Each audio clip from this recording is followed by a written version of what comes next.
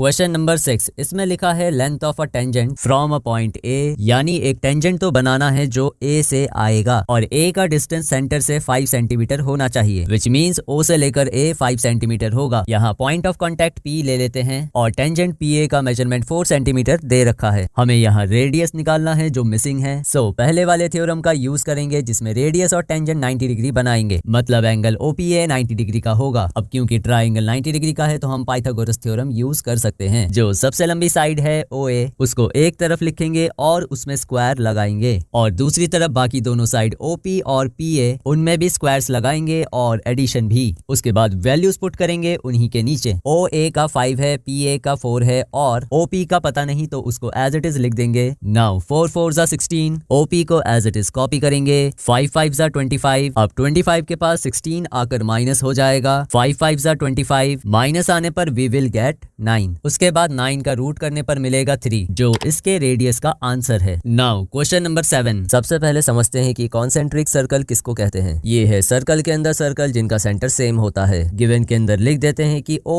Is the centre of 2 concentric circles. यहाँ पर बड़े वाले सर्कल का रेडियस 5 सेंटीमीटर दे रखा है और छोटे वाले का 3। इन रेडियस को फिगर में मार्क कर लेते हैं। क्वेश्चन में कहा ये गया है कि कॉर्ड की लेंथ निकालो बड़े वाले सर्कल का। अगर तुम नोटिस करोगे तो यहाँ सबसे बड़े सर्कल का जो कॉर्ड है वो छोटे वाले को छूकर निकल रहा है, मतलब कॉर्ड ऐसा लेना है जो बड़े वाले के लिए तो कॉर्ड हो पर छोटे वाले के लिए टेंजेंट। एक्चुअली हमें इसमें AB निकालना है। गिवन और 2 फाइंड लिखने के बाद अब सॉल्यूशन पर आते हैं। सबसे पहले एंगल OPB 90 डिग्री लिखेंगे क्योंकि रेडियस और टेंजेंट परपेंडिकुलर होते हैं पॉइंट ऑफ कांटेक्ट पर। ये ट्राइंगल राइट एंगल ट्राइंगल होने की वजह से हम इसमें पाइथागोरस थ्योरम लगा सकते हैं, जिसमें कि सबसे लंबी साइड OB को इस तरह से लिखेंगे और बाकी की दोनों साइड्स OP और BP को दूसरी तरफ इस तरह से लिखेंगे। फिर इनकी रेस्पेक्टिव वैल्यू पिछले क्वेश्चन की तरह इनके नीचे रख देंगे। इसको सॉल्व करके BP आ जाएगा, पर हमें तो AB निकालना था तो हम 9th क्लास का एक और थ्योरम यूज करेंगे कि अगर सेंटर से 90 डिग्री गिरता है कॉर्ड पर तो कॉर्ड 2 बराबर हिस्सों में बट जाएगा, यानी AP और BP बराबर होगा और इसके साइड में इसका रीजन लिख देंगे। AB को अगर ध्यान से देखोगे तो ये 2 छोटी लाइन से मिलकर बना है। ऊपर हमने लिखा था कि AP की जगह BP इस्तेमाल कर सकते हैं तो इसलिए AP के नीचे BP लिख देंगे और BP को एज इट इज लिखेंगे। फिर BP प्लस BP 2BP हो जाएगा और याद करो हमने BP की वैल्यू निकाल रखी थी जो कि 4 था, उसको यहाँ रखने के बाद 2 4 8 हो जाएगा। इस तरह AB का आंसर आ जाएगा। क्वेश्चन नंबर 8, इसमें लिखा है कि क्वाड्रिलेटरल ABCD सर्कमस्क्राइब कर रहा है सर्कल को, जो हमें फिगर में भी दिख रहा है। इसकी हर एक साइड सर्कल को छूकर निकल रही है। हमें इसमें प्रूव करना है AB plus CD is equal to AD plus BC। इसको प्रूव करते समय हम ऑब्जर्व करेंगे कि सेम पॉइंट से कौन से टेंजेंट बन रहे हैं। यहाँ A से P एक टेंजेंट जा रहा है और उसी A से S तक एक टेंजेंट जा रहा है, तो हम कह सकते हैं कि AP और AS बराबर है क्योंकि वो सेम पॉइंट A से निकल रहे हैं। इसी थ्योरम से BP और BQ भी बराबर होंगे। उसी तरह CR और CQ एंड DR और DS भी। जो 4 इक्वेशंस बनी है इनको ऐड कर देंगे। ऐड करने का तरीका ये है, लेफ्ट साइड वालों को लेफ्ट साइड ही ऐड होते हुए दिखाना है और राइट साइड वालों को राइट साइड की तरफ। AP और BP को मिलाकर बनेगा AB, उसी तरह CR और DR को मिलाकर बनेगा CD, फिर AS और DS को मिलाकर बनेगा AD। यू कैन सी कि हमने वो प्रूफ कर दिया है जो पूछा गया था। क्वेश्चन नंबर 9, इस क्वेश्चन का फिगर बना हुआ है। XY और X डैश Y डैश वाली लाइंस पैरेलल हैं, दोनों टेंजेंट्स भी हैं। इसमें एक और टेंजेंट दे रखा है AB। इस क्वेश्चन में हमें प्रूव करना है कि एंगल AOB 90 डिग्री का होगा। सबसे पहले हम OC को ज्वाइन कर देंगे, इससे हमें 2 ट्राइंगल्स मिल जाएंगे जिनको हम कॉन्ग्रुएंट करेंगे, ट्राइंगल PAO और ट्राइंगल CAO। क्योंकि इस क्वेश्चन में हम काफी सारे एंगल्स का इस्तेमाल करने वाले हैं तो इनके एंगल्स के नेम्स को हम शॉर्ट फॉर्म में angle 1, angle 2, angle 3 and angle 4 लिख देते हैं। सबसे पहले वाले ट्राइंगल का OP और दूसरे वाले का OC दोनों बराबर होंगे क्योंकि दोनों रेडियस हैं और रेडियस सेम सर्कल का हमेशा बराबर ही होता है। उसी तरह इस वाले ट्राइंगल में A से C और दूसरे वाले में A से P बराबर होगा बिकॉज दोनों सेम पॉइंट A से बन रहे हैं। के बाद एक साइड ऐसा है जो दोनों के पास है और वो है AO और रीजन लिख देंगे कॉमन, क्योंकि हमने दोनों ट्राइंगल्स के 3 पेयर्स ऑफ साइड्स को इक्वल कर दिखा दिया है। ट्रिपल S कॉन्ग्रुएंसी से ट्राइंगल कॉन्ग्रुएंट हो जाएंगे। उसके बाद बाद हम अपनी मर्जी से इसका एक एंगल दूसरे वाले के कॉरेस्पॉन्डिंग एंगल के बराबर लिख सकते हैं, यानी angle 1 is equal to angle 2। अब जैसे हमने एंगल 1 और 2 को बराबर लिखा है, उसी तरीके से एंगल 3 और 4 को भी डायरेक्टली बराबर लिख देंगे। दोबारा से वर्किंग दिखाने की जरूरत नहीं, बस सिमिलरली लिख देना। अब नोटिस करो कि ये सभी एंगल 1 2 3 4 एक स्ट्रेट लाइन से होते हुए हाफ सर्कल बना रहे हैं, जो 180 डिग्री की पहचान है। इन अदर वर्ड सभी को प्लस कर 180 आ जाएगा। और साइड में रीजन भी लिख देना। वैसे हम निकाल क्या रहे थे, एंगल AOB। तो चेक करो एंगल AOB के अंडर में कौन से वाले एंगल्स आ रहे हैं, एंगल 2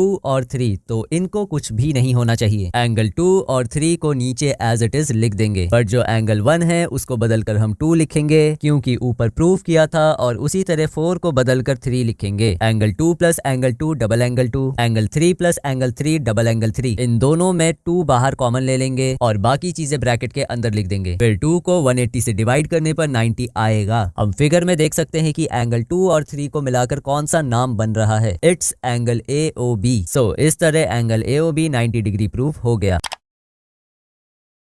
क्वेश्चन नंबर 10, इसमें लिखा है कि एक्सटर्नल पॉइंट ए से टेंजेंट बनाना है, एक नहीं बल्कि दो टेंजेंट सेम पॉइंट से। यहाँ हम सेंटर और पॉइंट ऑफ कांटेक्ट को ज्वाइन कर रेडियस बना लेते हैं और गिवन की हेडिंग में ये चीजें लिख देंगे। इसमें हमें प्रूफ करना है सप्लीमेंट्री किन एंगल्स को, जो सेंटर पर सबटेंड हो रहा है, एंगल AOB और एंगल जो दोनों टेंजेंट से बन रहे हैं, मतलब एंगल APB। अब सबसे पहले सोल्यूशन में लिखेंगे angle OAP and angle OBP दोनों 90 डिग्री के होंगे, बिकॉज दोनों पॉइंट ऑफ कांटेक्ट से बन रहे हैं। अब क्योंकि ये पूरा एक 4 साइड की फिगर है, तो इसके अंदर के चारों एंगल्स को प्लस करके 360 आएगा। तो हम लिखेंगे angle AOB plus angle OAB plus angle ABP plus angle OBP is equal to 360। फिर इनकी रिस्पेक्टिव वैल्यू इनमें यूज करेंगे और जिनके बारे में नहीं पता उनको एज इट इज लिख देंगे। इसको सॉल्व करके 180 आएगा लास्ट में। तो फाइनली हमने दोनों एंगल्स को सप्लीमेंट्री प्रूफ कर दिया है, क्योंकि दोनों को प्लस करके 180 आ रहा है।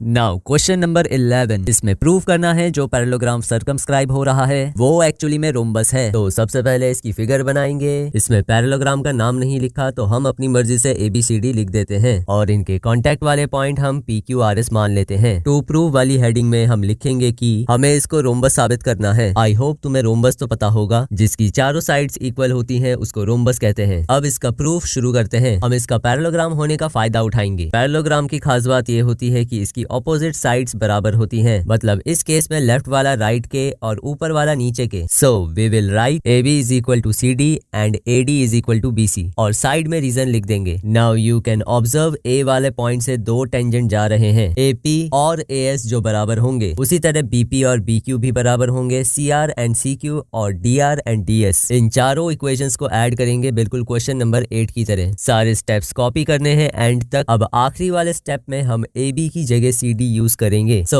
हम यहाँ AB के नीचे CD लिख देंगे, ठीक उसी तरह AD का BC बना देंगे और BC प्लस BC 2BC हो जाएगा। फिर CD प्लस CD 2CD हो जाएगा। यहाँ 2 से 2 कट होने के बाद CD और BC बराबर हो जाएंगे। अब याद करो हमने AB इक्वल CD लिखा था, उसको मैं दोबारा लिख देता हूँ और AD इक्वल BC को भी लिख देना। अब इन सभी इक्वेशंस को इक्वेशन 1, 2 और 3 का नाम दे देंगे। वी कैन ऑब्जर्व AB का वैल्यू CD है, पर CD का वैल्यू BC है और BC का वैल्यू AD है, विच मीन्स ये सारे के सारे लूप में आ गए और सभी एक दूसरे के बराबर हैं कि अब चारों साइड्स इक्वल हो चुकी हैं, तो ABCD रोम्बस कहलाएगा।